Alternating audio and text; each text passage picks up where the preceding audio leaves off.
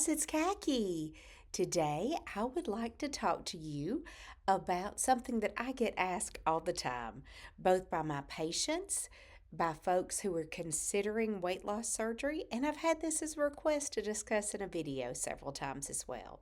So, today, let's talk about GLP-1 medications, both before and after weight loss surgery. So, to start off with, what are GLP-1 medications? What does GLP-1 do? GLP-1 is a hormone that is naturally secreted by your body. GLP-1 does a lot of things. GLP-1 slows down gastric emptying. So, when you eat something, it makes the food stay in your stomach longer, which makes you feel fuller longer. GLP-1 hormone also makes your body secrete insulin, which lowers your blood sugar. It inhibits your body from secreting as much glucagon from your liver, which is kind of like a type of glucose. And that lowers or raises rather, your blood glucose level. GLP-1 hormone also works on the brain to help with feelings of satiety, to make you feel full longer. Of course, we're not talking about that today, but it has also been shown to decrease cravings for various things like alcohol. There's been some studies on drugs. So, overall, GLP-1 hormone does a lot. So, having said all that, why does everyone who is obese and is considering weight loss surgery not just take a GLP-1 medication? So, let's talk about that. I pulled out some statistics for this. So, GLP-1 in folks who have had weight loss surgery, that GLP-1 level naturally goes up without medication. Both in gastric bypass and in gastric sleeve, studies have shown those levels go up. They continue to stay up for a few years in gastric sleeve, but in gastric sleeve, studies have shown 4 to 7 years after surgery, when you look at that GLP-1 level, it's back to where it was before surgery. Sometimes even a little bit lower. So, low GLP-1 level, not good. In gastric bypass, it does go up. In studies 4 to 7 years after surgery shows that it stays up, that it's still elevated from post-surgery rates. The GLP-1 medication is a fabulous tool to help folks after weight loss surgery who have had weight regain or have not lost the amount of weight that they feel like they should have if their provider agrees.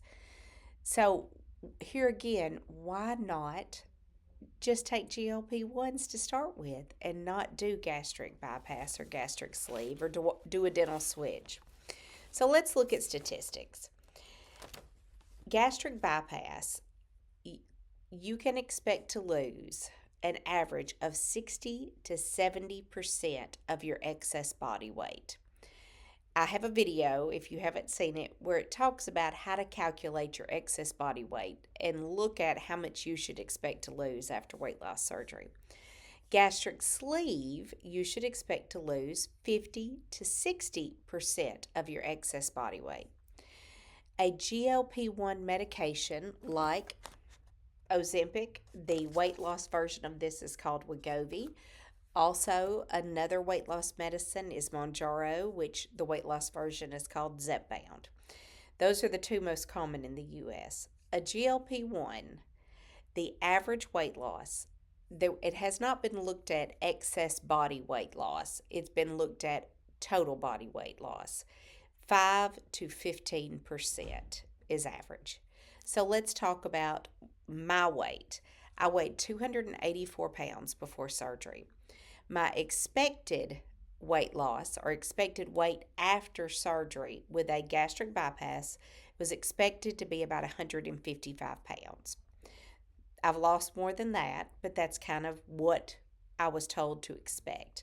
Had I chosen gastric sleeve, my expected weight would have been 192.1 after gastric sleeve. With a GLP-1, had I taken that and been an average weight loss person without weight loss surgery, I would have been expected to weigh 269 or 241.4. Between those, that would be that 5 to 15% total body weight loss, down from 284. Obviously, some people lose more, some people lose less, but going from 284 to 241, that's about a little bit over a 40-pound weight loss, but that would not have put me in a healthy weight range. At looking back at my weight, when I got down to 241, was about the time that I was able to come off of my antihypertensives. Um, so that might have gotten me to the point where I could reduce my blood pressure medication, but probably not to the point that I would have been able to get off of it. Also, my experience has been in my patient population, folks, when they take a GLP-1, they lose weight, but when they stop it, that weight starts coming back. So, a GLP-1 in my case, had I responded like most people, would have probably got me at max 40 pounds of weight loss. And then when I stopped it, I would have probably started seeing some regain. So, what gains I made in my health probably would have come back. I did try GLP-1s before I had weight loss surgery, and I was what was called a non-responder. I had no effect on my weight. I had no effect on my fullness. I felt absolutely no different except a little bit of nausea. So, about 20 to 30% of people are non responders to GLP-1 medications. So just go into that knowing. Also, a big thing about GLP-1 medication is in diabetics, they do not cause as much weight loss. Diabetics don't lose as much weight. They lose some, but not as much. The medication is more, I think, focusing on getting those blood sugars down rather than the gastric emptying and the satiety. So, GLP-1 medicines are great, great medicines to treat diabetes, but just know if you're diabetic and you take one, you will have a little bit of weight loss probably, but not as much as a non-diabetic counterpart. So, here again, where does weight loss surgery come in? I had my lowest weight ever this morning. So I have lost 149 pounds with weight loss surgery over 2 years out. Had I done the GLP-1s and I responded normally, I would have, here again, like I said, maybe 42 pounds. So, especially in diabetics, getting weight loss surgery, getting your diabetes into remission is key. And then, if you have weight regain in the future and you're not a diabetic, the GLP-1s will probably be more effective with weight loss for you. GLP-1s, one thing that they do, and I found this very interesting. I've seen this in my own patient population, but I was very interested to see this in a survey. GLP-1s, it said, really help with your body's metabolic adaptation. So, what does that mean? When you lose weight, your body adapts and starts burning less calories. So, therefore, you can eat less or you can't eat as much, would be a good way to look at it. That's where exercise comes in and helps boost that metabolism. So, GLP-1s in folks who have had weight loss surgery and maybe have some weight regain, those GLP-1s help your body to not adapt and start burning less calories. So, I have used GLP-1s in my patient population post bariatric surgery in some folks who have experienced regain. There is no shame in that. Obesity is a chronic illness. Even when we are in remission, we have to stay on top of it, and we might need to add other tools in the future. And GLP-1 medication should be in that toolbox if we need it.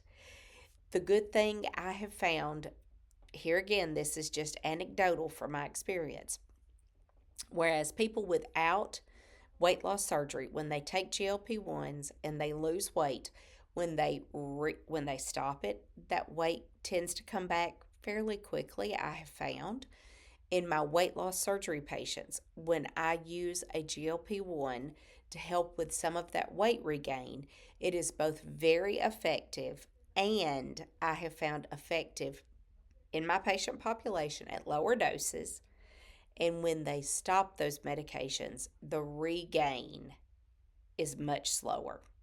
So it might be something that you can look at if you need it in the future, doing a short, and by short I mean a few month course of medication, stopping it and putting it back on the shelf for a little while. So there is hope. There is hope. If you have regain, we have medications that can help with that, and GLP-1s are a very strong tool for that. So, guys, I would love to hear any questions that you have, both about bariatric surgery, weight loss in general. If you have questions about GLP-1s, I would love to hear them. I would love to hear any other questions where you're at in the process. I would love any video suggestions. As I said in the beginning, this was a video suggestion from several people. So put out there what you'd like for me to talk about. I would love to hear it.